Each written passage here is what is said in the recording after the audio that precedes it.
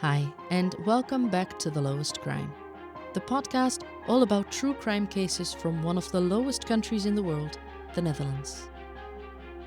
Today we're talking about a case that probably everybody in the Netherlands can still remember. The murder of 12-year-old Milly Boele. Not only because of the young age of the victim, but also because of who turned out to be her killer. Please be aware that today's episode talks about physical violence, sexual assault and murder involving a minor, so listener discretion is strongly advised. And as always, I try my very best to bring you all the known facts, but I am just an amateur podcast creator, so there is always a chance of me making a mistake. For this episode, we go back to Wednesday, March 10th, 2010. Milly Boele was a 12-year-old girl and lived in a quiet family neighborhood in Dordrecht, the kind of place where people look out for one another and where nothing bad ever seems to happen. She grew up the youngest in a family of 5, with a mother and a father, an older brother and older sister. Milly was described by her mother as a cheerful and social child who absolutely loved animals, especially horses. She had friends in multiple places, at school, at horseback riding, and through Roenrad, also called the German wheel, a sport where one performs acrobatic movements inside a large rotating wheel, which she practiced together with a girl from her neighborhood. Music was another big part of Milly's life. She sang constantly at home and was a proud member of a choir. According to her mother, she was almost always happy. Almost. There was one exception though. Mornings. Milly always struggled getting up in the morning. She needed time to ease into the day, and usually had to sit in front of the TV for a bit before she was fully awake. Wednesday, March 10, 2010, was a day that began like any other. Milly was home alone, and was planning to play some soccer with friends later on. Her brother and sister were out, and her parents were still at work. As she often does, Milly's mother calls her to ask what she would like for dinner. That evening, they're planning to eat together, just the two of them. They're still on the phone when, at around 5:30 p.m., the doorbell rings. Milly quickly tells her mother that she has to hang up the phone because a neighbor with a cat is at the door. Thinking nothing of it, Milly's mother finishes work, picks up some groceries, and heads home. When she arrives and opens the door, she sees the TV still on, and Milly's jacket hanging over the couch. But Milly herself is nowhere to be found. She calls her daughter multiple times, but each time the call goes straight to voicemail. It's a little strange, of course, but not immediately alarming. She walks over to a few neighbors to ask whether Milly might be there, but no one has seen her. So she assumes Milly has already left with her friend to play soccer. But when 7:30 comes around and Milly still isn't home and still hasn't been in touch, concern begins to grow. Her mother calls the friend that she was supposed to meet for soccer, only to hear that Milly never showed up at all. She checks the soccer fields herself to see if Milly's bike might be there, but finds nothing. Milly had been your typical teenager, sometimes forgetting to mention exactly where she was going. So that had been her mother's first assumption. But now it's 9 p.m. and that assumption is starting to waver. There are just no more logical options where Milly could be. So she calls her husband, who is still at work, and together they decide to call the police. 15 minutes later, the house that had been so peaceful earlier that day became filled with police. Based on the initial report and the growing sense that this was a serious case, police officers began searching the neighborhood around 9:45 p.m. They checked alleyways, used bicycles and a motor unit, and deployed roughly 16 officers to comb through the area. An SMS alert was issued, not to be confused with an Amber Alert, and incoming tips were followed up right away. During the night of March 11th, the use of an Amber Alert was discussed. At the time, the system was still relatively new in the Netherlands and rarely used. Police cannot issue an Amber Alert lightly. Several strict criteria must be met. The missing child must be under 18 years old. there must be immediate danger to the child's life or a strong fear of serious injury. There must be enough information about the victim, a possible abductor, or a vehicle to justify sending an alert. And the alert must be sent out as soon as possible after the disappearance. That night, police chose not to send the Amber Alert yet. During the night, the effectiveness is limited, and fewer people would see it. And given the time delay between Milly's disappearance and the moment police were notified, officers felt that the criteria were not met. They had no concrete identifying information, no license plate, no description of a suspect, only Milly's photo and the time of her last contact. The working assumption was still that Milly had not left with the intention of going far, so the focus remained on searching the immediate area. And for that purpose, the more local SMS alert was considered more effective at the moment. From her mother's account, police knew that Milly had ended their phone call because a neighbor with a cat was at the door. That made the nearest neighbors the obvious first people to question. But soon police learned that Milly used the word neighbor quite broadly, essentially for any male living in the neighborhood. That meant the pool of possible witnesses or even suspects quickly grew. Still, at this early stage, police considered this neighbor primarily as a key witness. Officers decided to knock on the doors of all men living in the courtyard. By then it was late, but urgency outweighed courtesy. Some residents were already in bed. Officers kept ringing until someone answered. They also knocked on the door of a man named Sander V. He too answered and said that he hadn't seen anything. The door-to-door inquiries eventually turned up footage from a home security camera in the area. On the video, a child can be seen walking, followed by another person. But after reviewing it, police concluded that the child was not Milly. Police scaled up their efforts to search for Milly.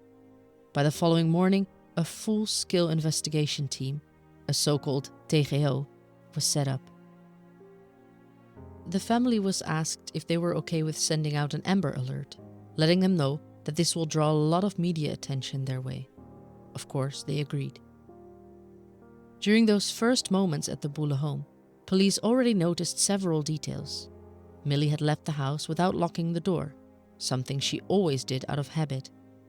When her mother came home, she had found the lights still on, the television still playing, and Milly's bicycle untouched. And on this cold March Wednesday, with temperatures around freezing, Milly had left without her coat. Police found no signs suggesting that the 12-year-old had run away. She had a good relationship with her parents, she was doing well at school, and she had never run away before. There was no boyfriend in the picture either. All in all, the first indications were far from reassuring. It looked as though Milly had left the house abruptly. A neighborhood canvass started immediately, and all available police units received Milly's photo so they could begin searching for her. The newly formed TGO decided to issue the Amber Alert after all, and it was sent out at 2:30 p.m. that day. Police also conducted a third door-to-door inquiry in the neighborhood, this time using a fixed set of questions. Do you know Milly Boele? Do you know where she is right now? Did you see Milly yesterday? Was she alone? Was she walking or was she in a vehicle? Do you know where she might have gone? Do you know where she plays often? And do you know who her friends are? But in the middle of the weekday, many residents were simply not home. Most people were at work. Police therefore had to return in the evening, when more neighbors would be available. From those inquiries, two possible leads emerged. There were reports of an Eastern European man in the neighborhood and information about a red car. Police followed up on both, but neither turned out to be anything connected to Milly's disappearance. That same day, police released a public statement about the missing girl. The following day, Friday, March 12, a police spokesperson appeared on the television program Tros Vermist to discuss the case. On Saturday, March 13th, officers carried out another neighborhood investigation, this time focusing specifically on alibis of men in the area. By March 15th, 2 men were left without a confirmed alibi. One of them was Sander V. He claimed that he had been home alone at the relevant time, but no one could verify it. At that point, however, police still had no strong reason to investigate Sander further.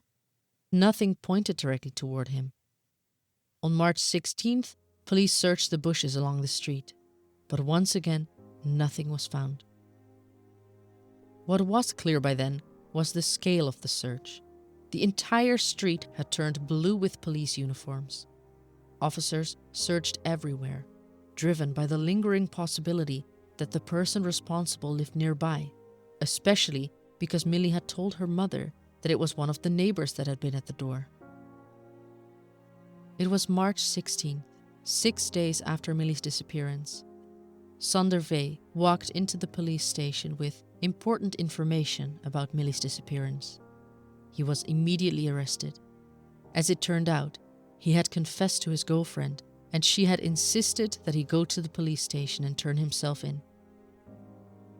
This was also when the police found out that he was not only a neighbor of Milly, but he was also a police officer, employed as a surveillance officer at the Rotterdam-Rijnmond police force.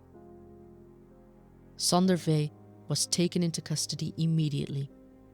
Investigators acted quickly and decisively.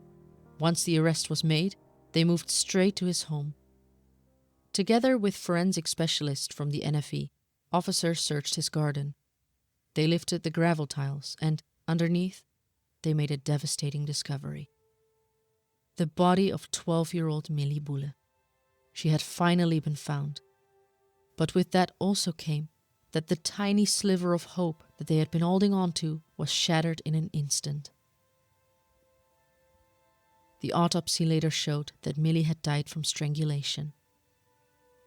Inside Sander's home, investigators found a belt that matched forensic testing and Sander's account of what had happened. This had been the murder weapon. Sander had given extensive statements to investigators.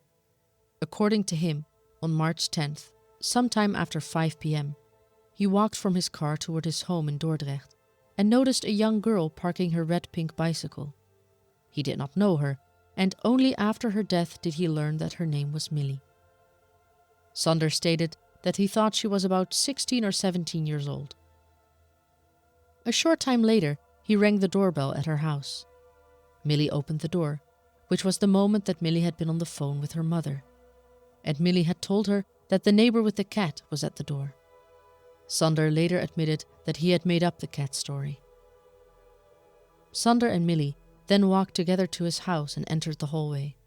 There, Sander says that he thought, "If I made someone disappear, what would that feel like?"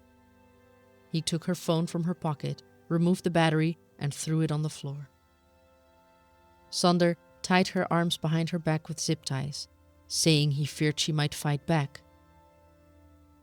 Sander and Milly went to the bathroom. He later said that he only touched Milly. From that moment he thought, "This is too risky. She knows too much, she could ruin me." He told her she could stand up and that they were going to leave. He then placed his belt around her neck, fastened it and pulled it tight. And he claimed he said, "I'm sorry," when it happened. According to Sander, the entire sequence, from ringing Milly's doorbell to her death, only lasted about 30 minutes. After killing Milly, Sander went to the garden and began digging. He placed her body into the hole, and he later said that he did this because he feared it might be found. Sander said he doesn't remember the exact moment he buried her. It was sometime after midnight, but before 2:15 or 2:30 a.m., because that's when his girlfriend came home, he says. When the police had come to Sander's home and he had claimed that he hadn't seen anything, that he didn't know Milly, and that he was worried about her, Milly's body had been there in his house the entire time. But his version of events doesn't align with the evidence. Sander insisted that he only touched Milly, yet forensic examination revealed semen on her body. So police and prosecutors concluded that he must have raped her as well. Although Sander had a different explanation.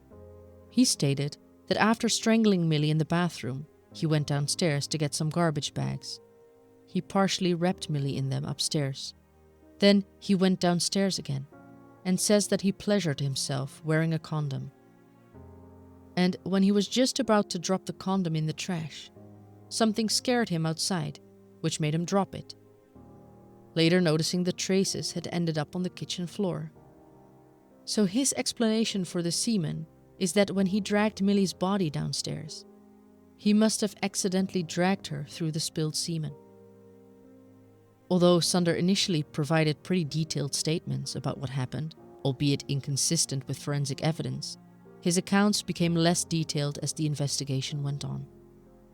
This made the police investigation more difficult, complicated the work of behavioral experts, and caused growing frustration to Milly's family.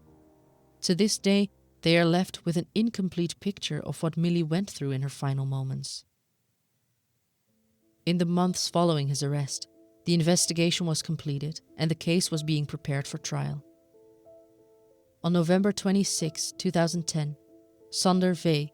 was brought before the court in Dordrecht, where judges would examine the evidence, his statements, and the conclusions of forensic and psychological experts. One of the most important questions the court had to answer was whether Sander had acted with premeditation.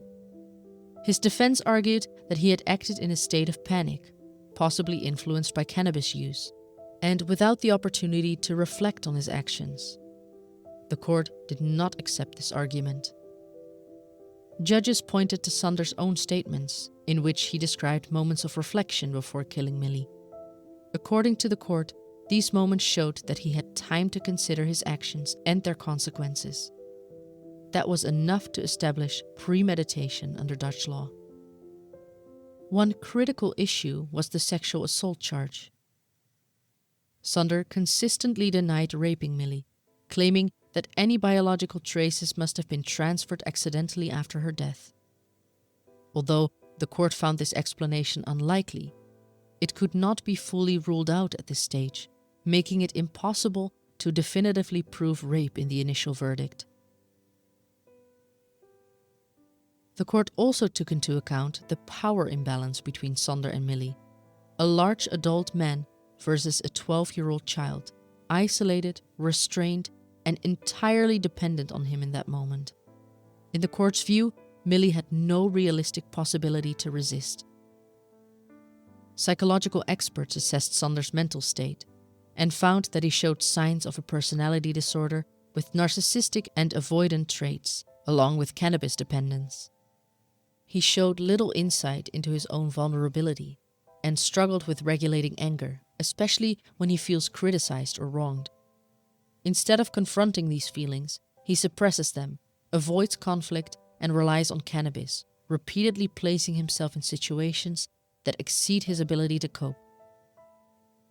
The court accepted that these psychological issues reduced his criminal responsibility to some extent, but crucially, they did not remove them. Sander was considered to have diminished accountability, but was not fully unaccountable. Experts also warned of a moderate to high risk of reoffending, particularly if Sander were to return to society without intensive treatment. Because of that risk, the court concluded that punishment alone was not sufficient. The court ultimately found it legally and convincingly proven that Sander V. was responsible for multiple serious crimes, including the premeditated murder of Milly, the unlawful deprivation of her freedom, and the concealment of her body in an attempt to hide both the crime and its cause. Although the court rejected Sander V.'s explanation for the presence of semen, the judges in the initial ruling in Dordrecht did not find the charge of rape legally and convincingly proven.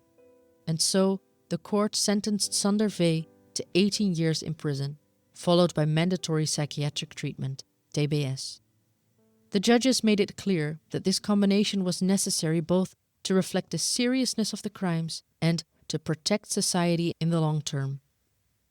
Both Sander and the public prosecutor appealed the verdict. In the appeal proceedings, the conviction was largely upheld, but this time the rape of Milly was explicitly ruled proven as well. The forensic experts from the Netherlands Forensic Institute, NFI, testified that semen had been found not only on Milly's clothing, but also in her mouth. The location and nature of those traces, combined with other evidence and witness statements, led the court to conclude that oral rape had taken place. Alternative explanations, including secondary transfer, were examined and rejected. And with that, once again, Sander was sentenced to 18 years in prison and TBS with mandatory treatment. Sander then took the case to the Dutch Supreme Court on October 4th, 2013. But that appeal was rejected, and with that decision, the sentence became final. With the legal proceedings finally concluded, the courtroom doors closed. But for Milly's family and the community of Dordrecht, there was no real sense of closure. The knowledge that a 12-year-old girl had been betrayed and killed by a neighbor, a policeman, left deep scars. There was also a lot of public criticism of the initial search efforts, particularly the fact that search dogs were not deployed immediately after Milly's disappearance, and that the Amber Alert was sent out relatively late. Police later explained that at first, the case was treated as a possible voluntary disappearance, in line with standard procedures, and there were no immediate signs of a crime. But trust had been shattered, not just within one family, but across the entire neighborhood. For Milly's parents, no ruling or sentence could undo what had been taken from them. But knowing who did it, and knowing he's behind bars, will at least hopefully provide them with some form of closure. Near Milly's family home in Dordrecht, a memorial was later placed in her memory. The permanent monument was unveiled in 2011. And this marked the tragic end of a case that shocked the Netherlands to its core. A case that raised painful questions, not only about violence against children, but about trust, safety, and betrayal.